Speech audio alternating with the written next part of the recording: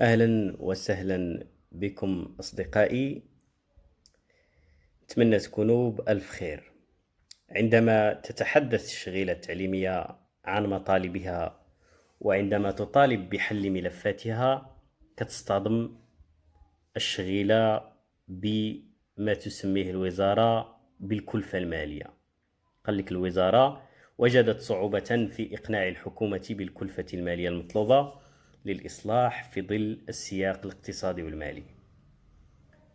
وهذا السياق الاقتصادي والمالي واش يستحضر فقط عندما نتحدث عن إصلاح قطاع التعليم؟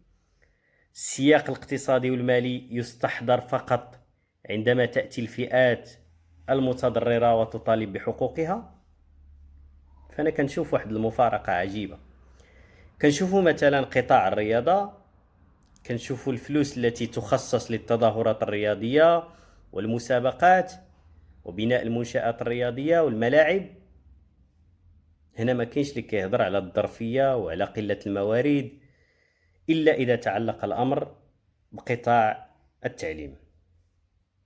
هنا كيبان التقشف وكيبان التدبير العقلاني والظرفية لا تسمح وغيرها من الكلام.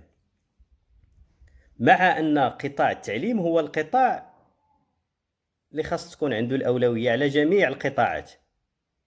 نحن الآن غاديين في القطاع ديال الرياضة وكنخسروا الفلوس على الرياضة. هذا الشيء مزيان وهذا جميل، ولكن باش تكون الفلوس اللي كتخسر على الرياضة أكبر بكثير من داكشي اللي كنخصوه للتعليم، فهذا الشيء لا يستقيم حسب اعتقادنا. بهذا المنطق ديال دعم الرياضة والتعليم كنواجهوه في المقابل بالتقشف. كيبان لي الضم ديال جوج الوزارات ديال التعليم وديال الرياضة في وزارة واحدة غادي يخلق مشكل، أو أنه خلق مشكل. لماذا؟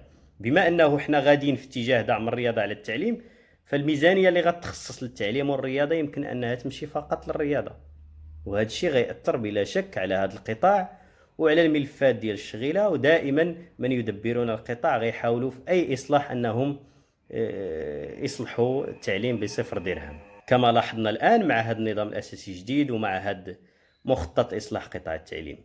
كنجيبوا مشاريع، كنجيبوا تصور، وفي الأخير منين كنجيو للتنزيل كنبغيو ننزلوا داكشي على أرض الواقع بلا ما نخسروا ولو درهم واحد. فإلا بغينا نصلحوا قطاع التعليم راه باين خاصنا نخصصوا ميزانيات مهمة لهذا القطاع. وإلا لاحظتي أنه منذ أن بدأ الاهتمام بالرياضة بدأت الدولة كتخسر الفلوس على الرياضة، ومنين بدأت كتنهض بالوضعية ديال هاد الناس ديال قطاع الرياضة كنلاحظوا بأن القطاع بخير الآن. كذلك هو الشأن بالنسبة لقطاع التعليم. إلا بدينا نخسروا شوية ديال الفلوس على القطاع وشفنا وضعية رجال ونساء التعليم وشفنا أجور من يشتغلون في هذا القطاع، فأكيد أنه القطاع سيتطور. وجميع الدول اللي كتخسر الفلوس على قطاع التعليم فهي متقدمة الآن وهي تحتل مراتب متقدمة في التعليم. كيف نسعى إلى احتلال الصدارة في الرياضة والبحث عن الألقاب ونمثل المغرب ولا نبحث عن احتلال الصدارة في التعليم؟ ولكن احتلال الصدارة يحتاج إلى حل مشاكل هذا القطاع. أولا، من كتلقى مدرب ديال المنتخب مثلا كيجي من برا كيعطيوه 200 مليون في الشهر، وكنجيو القطاع ديال التعليم تجد أستاذ حياته كاملة في القسم ومازال يتقاضى واحد الأجر ديال 5000 درهم أو 6000 درهم. هذا الشيء لا يستقيم. احنا مع الرياضة ومع دعم الرياضة، ولكن التعليم أولى من الرياضة، والتعليم هو اللي خاص يكون عندنا من الأولويات.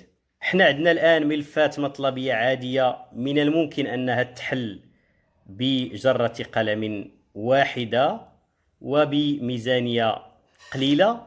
نتجاهل هذه الملفات ونتماطل وكنجرجروا في عباد الله إلى أن يشاء الله، وبعد كل هذا نتحدث عن الإصلاح. أي منطق هذا؟ إذن تحية للإخوان، شكرا على المتابعة، وإلى حلقة قادمة بإذن الله.